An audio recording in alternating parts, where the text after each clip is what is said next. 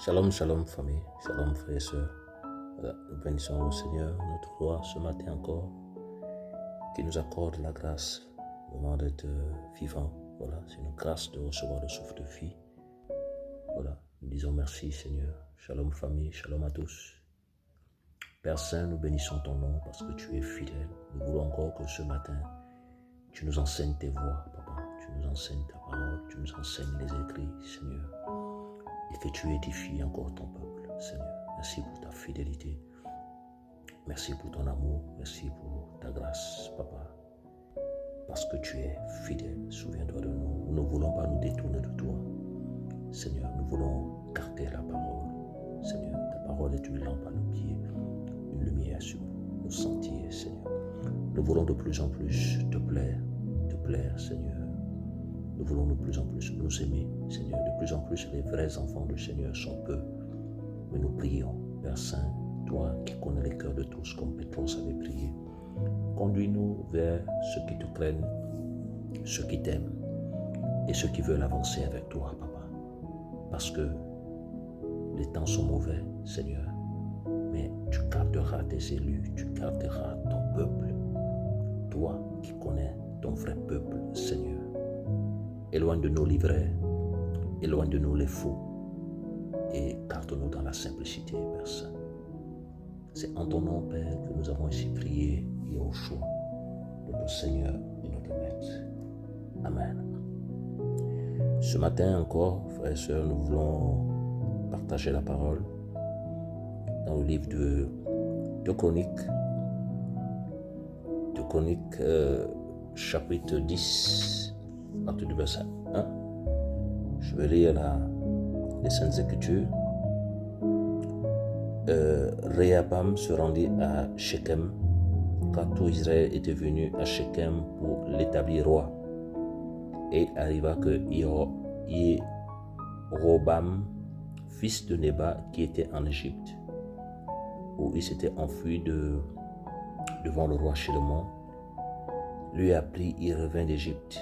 On envoya l'appeler. Ainsi Jéroboam et tout Israël vient et parlait à Réhabam en disant: ton père a mis sur nous un joug pesant. Allège maintenant cette rude servitude de ton père et ce joug pesant qu'il a mis sur nous, et nous te servirons. Alors il leur dit: revenez vers moi dans 3 jours. Et le peuple s'en alla. Le roi Réhabam demanda conseil au vieillard qui avait été auprès de Chélémon, son père, pendant sa vie. Il leur parla ainsi: comment et quelles paroles conseillez-vous de répondre à ce peuple? Il lui parlait en disant: si tu es bon envers ce peuple, si tu es favorable envers eux, et que tu leur dises de bonnes paroles, ils deviendront tes serviteurs pour toujours. Mais il laissa le conseil que le vieillard lui avait donné et demanda conseil aux enfants qui avaient grandi avec lui et qui se tenaient à sa présence. Il leur dit: que me conseillez-vous? Quelles paroles allons-nous retourner à ce peuple qui a parlé en disant: allège le joug que ton père a mis sur nous? Et les enfants qui avaient grandi avec lui parlaient en disant: tu parleras en disant à ce peuple qui t'a parlé et t'a dit: ton père a mis sur nous un joug pesant, mais toi allège-le. Tu leur parleras ainsi: mon petit doigt est plus gros que les reins de mon père. Or mon père a mis sur vous un joug pesant, mais moi je rendrai votre joug encore plus pesant. Mon père vous a châtié avec des fouets, mais moi je vous châtiais avec des scorpions. Alléluia. Nous connaissons tous l'histoire du roi, voilà, le fils de Salomon, Chélémon, voilà. Et nous connaissons tous l'histoire de Chélémon, voilà. Chélémon est le fils que le roi David a eu avec Bathsheba, voilà. Il a eu avec Bathsheba, la femme d'Uri. Voilà, c'était une grosse erreur du roi. Il a chuté dans l'adultère, voilà, et il a tué aussi le mari de cette femme. Vraiment, le Seigneur l'a puni, mais il a restauré à cause de l'humilité et le cœur qu'avait son serviteur. La Bible nous dit que non, que David était l'homme selon le cœur de Yahweh. Il était pétri, il était plein de manquements, mais David avait un cœur pur. David était simple. Nous avons vu l'histoire de David avec Shaoul. Combien de fois il a été persécuté, mais il a refusé de toucher son père. Il a refusé de retoucher. Il a refusé de saler son père. il a continué et le Seigneur l'a justifié. Donc ici, nous connaissons tous l'histoire de David. David meurt. Voilà. Le Seigneur choisit son fils Salomon à sa place. Et Salomon bâtit le temple de Yahweh. Il fait un gros travail. Et dans la suite, Salomon se détourne. Et c'est à cause de ça que le Seigneur a créé le schisme. Et à la place de Salomon, il laisse son fils. Et lorsque son fils prend les rênes, voilà, donc il demande conseil au vieillard. Voilà, il demande conseil au vieillard. Il a consulté le peuple et le peuple lui a dit ce qu'ils avaient dans le cœur à cause des souffrances, à cause du joug que le roi Salomon avait mis sur eux. Et le roi demande conseil, le fils qui a hérité du trône de son père demande conseil au vieillard. Et en même temps, il demande conseil aux jeunes. Il demande conseil aux jeunes, il demande conseil aux vieillards. Les vieillards lui ont parlé. Le vieillard lui en parlait et il allait aussi vers les enfants. Le verset 8 nous dit, « Mais il laissa le conseil que le vieillard lui donnait et il demanda conseil aux enfants qui avaient grandi avec lui et qui se tenaient en sa présence. » Donc, c'est là où je vais un peu, par la grâce du Seigneur, partager avec nous ce matin. Voilà, l'erreur du roi. C'est vrai que après nous comprenons que donc, il fallait aussi que le Seigneur juge aussi à cause du péché de Salomon. Voilà. Mais je veux mettre plus l'accent sur les enfants qui sont des conseillers. Et vous avez vu que donc, l'erreur du roi était fatale. Voilà, parce qu'il laisse le conseil des vieillards qui ont travaillé auprès de son père, des vieillards qui ont vu les erreurs de son père, des vieillards qui ont vu les manquements et les faiblesses de son père. Donc ces vieillards-là, avec l'âge, avec la maturité, avec la stabilité, avec l'expérience, devaient bien le conseiller pour bien faire asseoir le règne de Yahweh dans sa vie. Voilà, parce que quand on parle des vieillards, on parle de cheveux blancs. Quand on parle des vieillards, on parle de la maturité. Quand on parle des vieillards, on parle de gens assis et matures. Voilà, on parle des vieillards, c'est des anciens, des personnes qui ont le vécu, des personnes qui ont l'expérience. Donc quand il te conseille, c'est vraiment avec beaucoup de grâce, beaucoup d'amour pour que tu réussisses dans la mission que le Seigneur t'a assignée. Voilà pourquoi même dans la gestion des assemblées, Paul nous dit de ne pas confier la gestion des assemblées à la jeunesse. Voilà. Un jeune peut travailler dans la direction, mais il faut aussi le conseil des vieillards. Voilà, parce que le jeune, c'est la fougue, le jeune, c'est l'inexpérience, le jeune, c'est la précipitation. Le jeune, c'est qu'il vient à la tête, il dit, il n'a pas de sagesse. Voilà, pourquoi beaucoup prennent l'exemple comme, mais non, mais Timothée, oui, mais Timothée avait une grâce, c'est parce que derrière Timothée se cachait l'apôtre Paul. Voilà, Timothée, c'est vrai, il était serviteur du Seigneur, mais derrière Timothée, il y avait l'apôtre Paul. Vous voyez comment le Seigneur a utilisé Paul pour instruire Timothée. Il dit à Timothée, ne reprends pas rudement le vieillard. Donc, en fait, Paul éduquait Timothée à travers les Écritures. Paul enseignait Timothée à travers les Écritures. Paul avait l'expérience. Un père, et il parle de Timothée comme étant son fils dans la foi. Ouais, son fils dans la foi. Voilà, pas son fils spirituel, son fils dans la foi. Parce que nous n'avons qu'un seul père spirituel, Yahweh. La Bible nous dit que non, que tu n'appelleras personne sur cette terre votre père, car un seul est votre père, Yahweh. Voilà. Mais la Bible nous parle des pères dans la foi, et c'est biblique. Les pères apostoliques, c'est biblique. Ce n'est pas un frère, voilà, ou les pères ou les mères, ou ce n'est pas un frère ou une sœur qui va venir t'imposer en te disant que non, que je suis ton père, je suis ta mère. Non, c'est le Seigneur qui va te parler. Voilà, je vais vous faire un petit témoignage. Lorsque j'étais encore plus jeune dans la marche, le Seigneur m'a montré mes aînés. Voilà, celui qui est mon père dans la foi aujourd'hui, le Seigneur me l'a montré.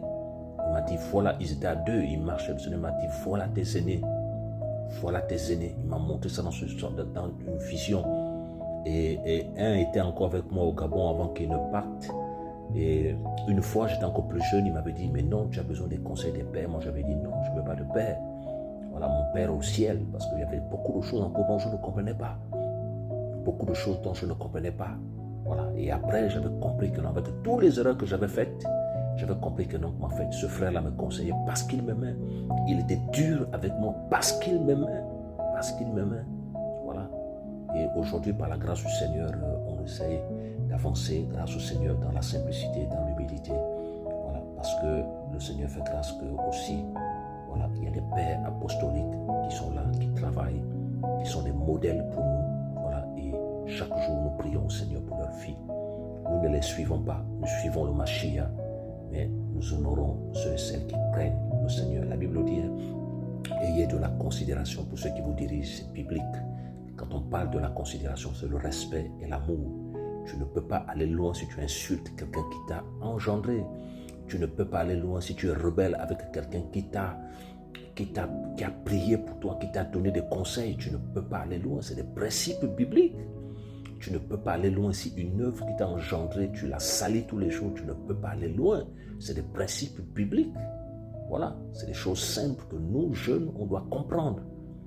C'est des choses simples que nous, jeunes, on doit comprendre parce qu'aujourd'hui, beaucoup sont en train de se détourner parce qu'ils prêchent bien, parce qu'ils enseignent bien, parce qu'aujourd'hui, facilement, tu peux mettre en place une chaîne YouTube parce qu'ils voient la grâce. Ils méprisent maintenant les vieillards. C'est une grosse erreur. C'est une grosse erreur.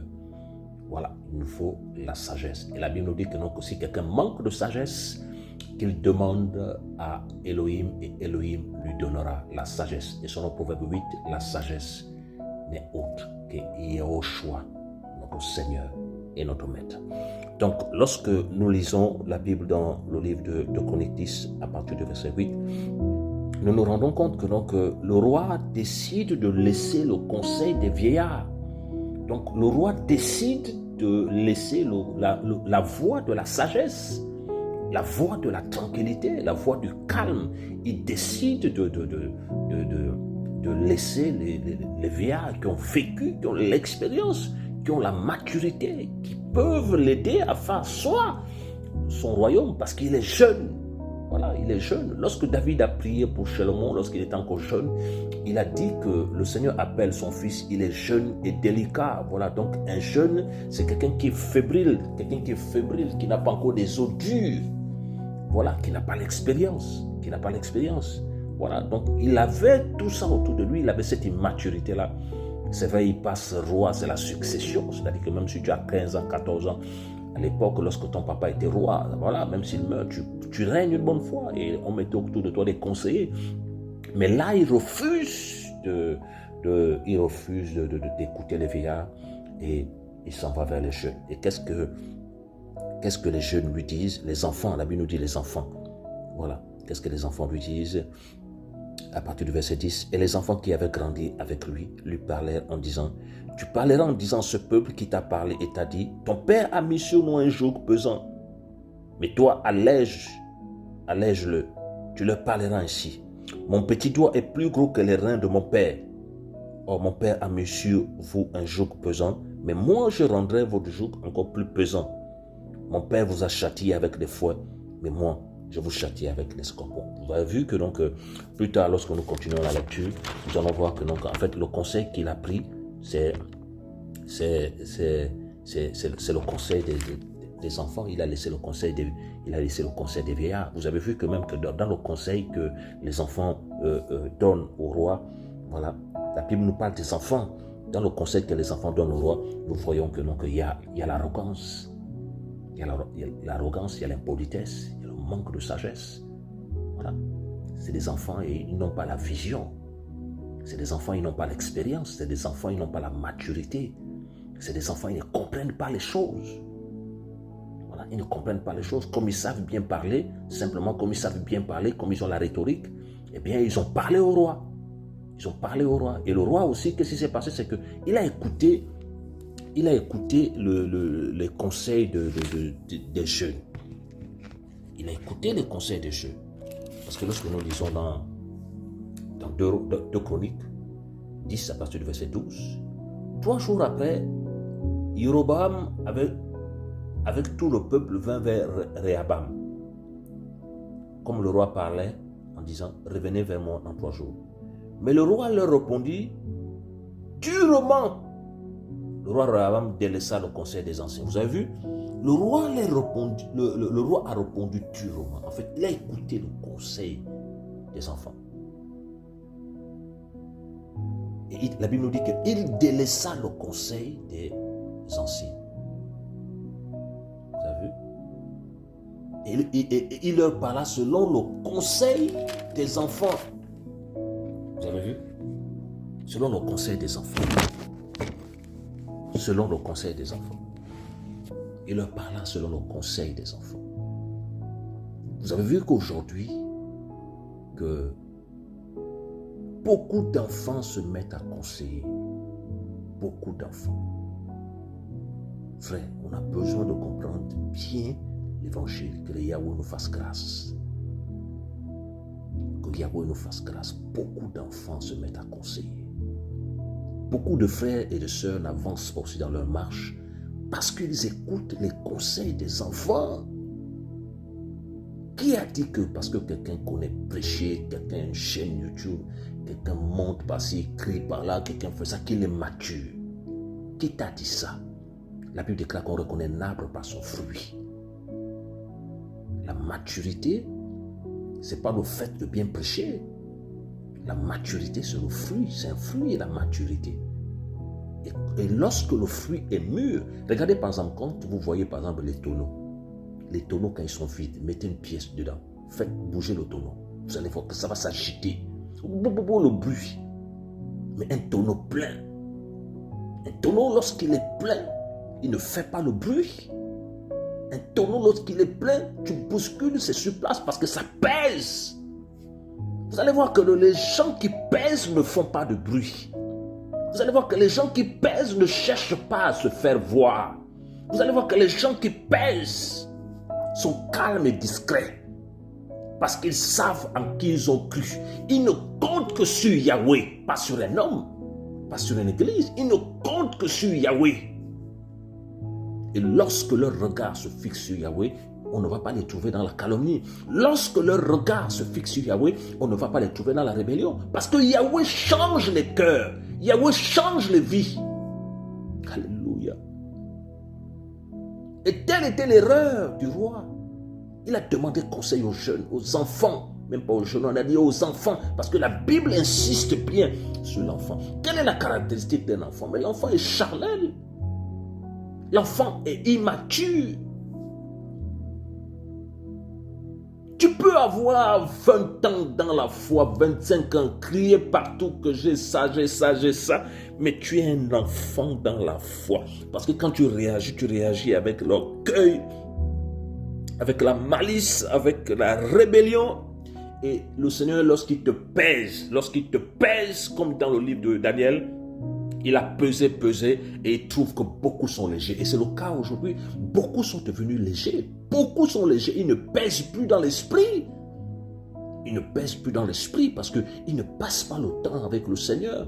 Parce qu'ils n'ont pas de projet pour le Seigneur. Parce qu'ils veulent imiter les autres. Non, fais ce que le Seigneur t'a demandé de faire. Même si c'est avec 2 personnes, fais ce que le Seigneur t'a demandé de faire. Ne cherche pas à imiter celui qui a une grande onction, celui qui a un grand appel. Non, c'est une grosse erreur. Si le Seigneur t'a dit que nourrir 2 personnes, sois fidèle à ça et tu vas remporter ta couronne. Si le Seigneur t'a dit nourrir telle personne, sois fidèle à ça et tu vas remporter ta couronne. Sois fidèle à ce que le Seigneur te demande de faire. Alléluia. Lorsque Paul dit à Timothée que imitez-moi comme je suis imitateur du Mashiach, Paul ne demandait pas d'imiter sa grâce, son appel, son onction. Non, c'est la vie. Oui, frère. La crainte que Paul avait du Seigneur. L'amour que Paul avait du Seigneur. Paul dit à Timothée que non, que tu as suivi de près, tu as vu de près mon enseignement, tu as vu de près mes souffrances, mes persécutions, mon amour, ma persévérance. Paul le dit à Timothée, tu as suivi de près. Donc Paul communique à Timothée ici que voilà le modèle. Comme lorsque Salomon construisait, David a laissé le modèle. Oui, un père c'est celui qui laisse le modèle. Un père laisse le modèle, comme actuellement on est en train de nous montrer le modèle. Est-ce qu'avant, quand on était dans les systèmes religieux, on connaissait que nourrir les orphelins? Est-ce qu'avant, quand on était dans les systèmes religieux, on connaissait ce qu'on appelle voyager, ainsi de suite, annoncer la parole, tout ça? On ne connaissait rien. Le Seigneur a fait grâce que dans ce ministère-là, que les écailles tombent. Voilà la vérité. Voilà la vérité, frères et sœurs. Le roi demande conseil aux enfants. Qui te conseille? Pose-toi la question ce matin. Qui te conseille? Qui te conseille? Qui te conseille? Beaucoup délaissent les vieillards parce qu'ils vont se dire que non, il ne bouge pas tous les jours, il ne fait rien, il ne fait rien. Ils vont les demander conseil aux gens agités. Les agités. Les gens qui ne comprennent même pas que non, il faut penser à construire ta maison. Les gens qui ne comprennent même pas que non, il faut penser à faire asseoir ta vie. Les gens qui ne comprennent même pas ça. Il est une telle immaturité. Une telle immaturité. Qui te conseille? Est-ce que tu fais l'erreur comme le roi qui va demander conseil aux enfants? Et laisse les vieillards qui ont la sagesse, qui ont la maturité, qui ont l'expérience, qui te conseille.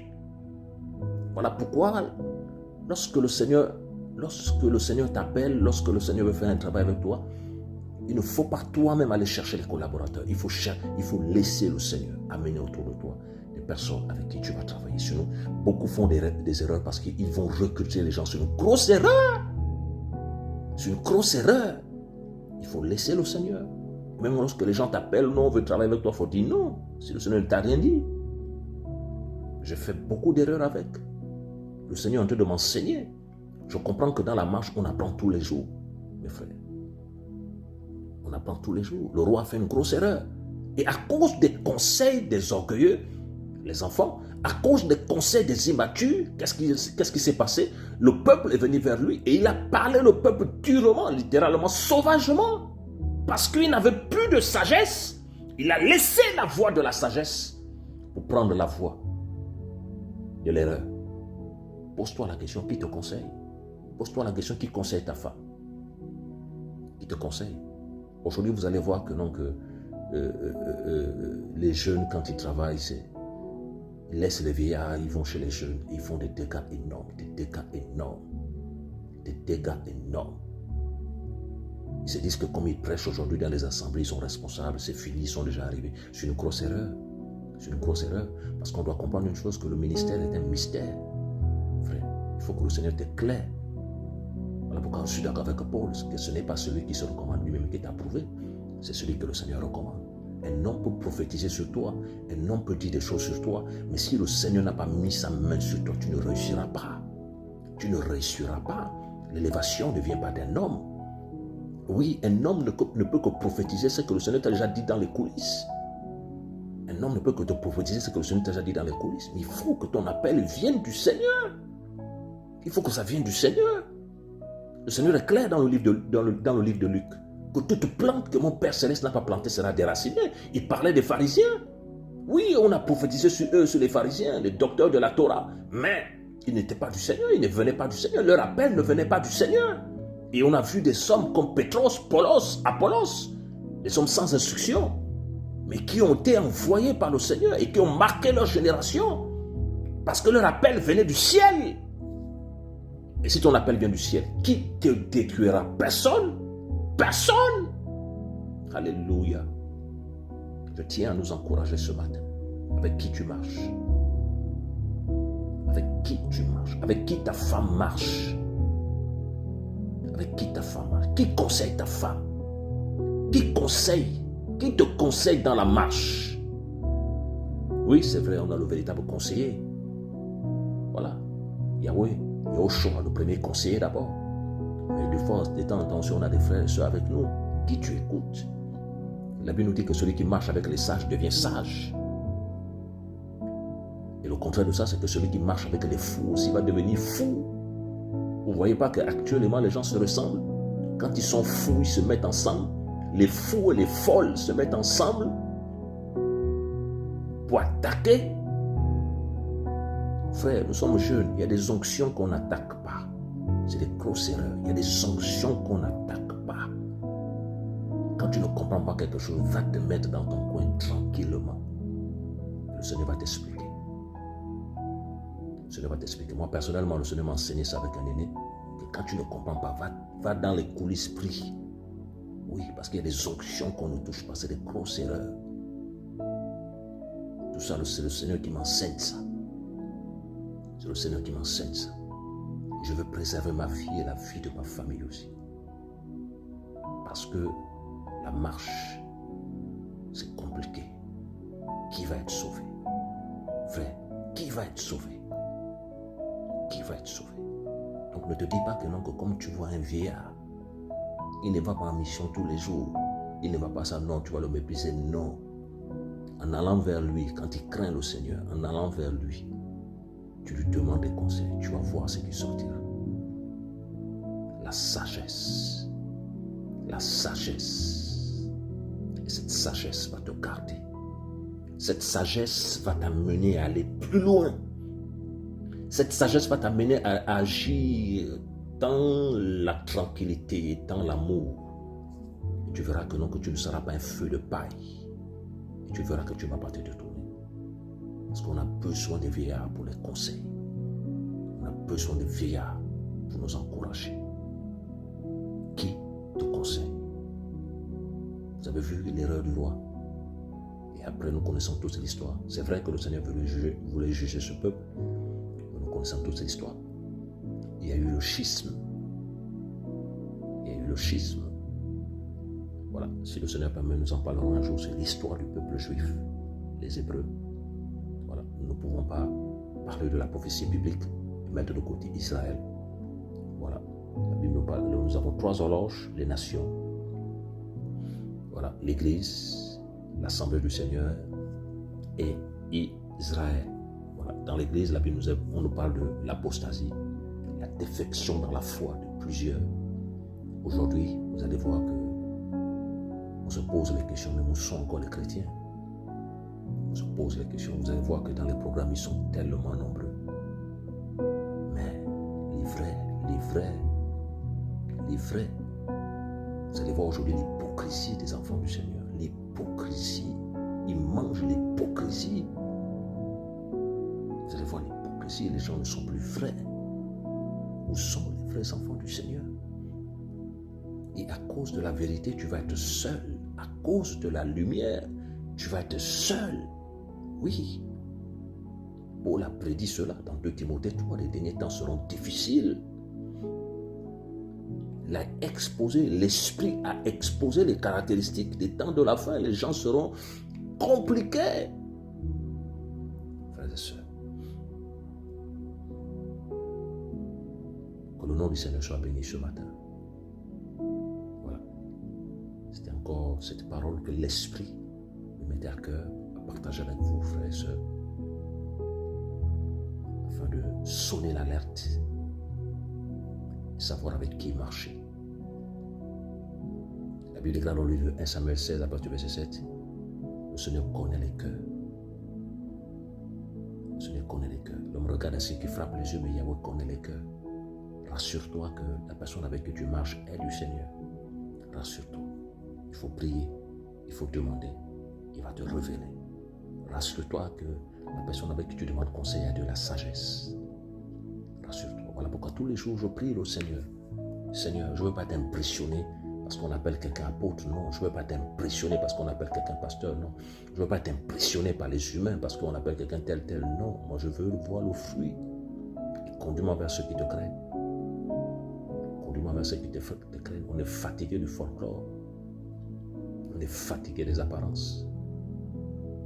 Merci Seigneur pour ton amour et ta miséricorde. Que Yahweh nous garde.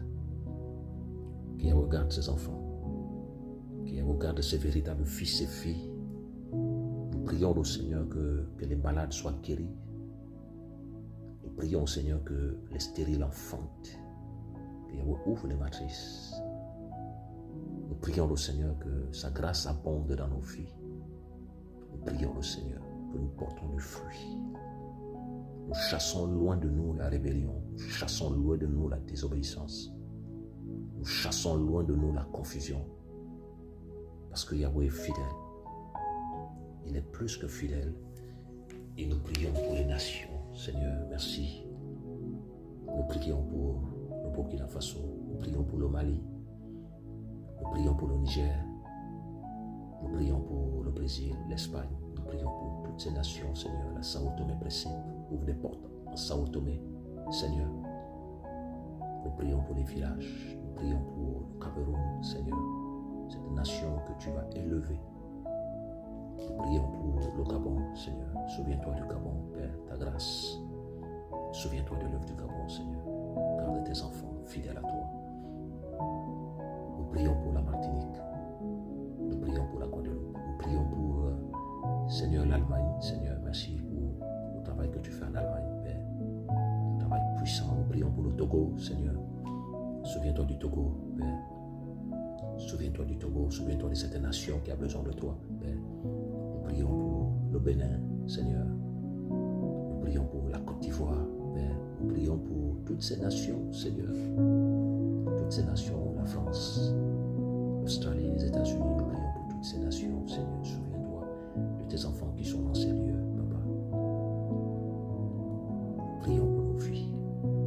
Que la véritable Église, la véritable assemblée connue de toi, marche dans l'unité, Papa. L'unité de tes vrais enfants. Chasse la division et la confusion au milieu de tes vrais enfants, Seigneur. Et mets l'ensemble pour que le royaume avance.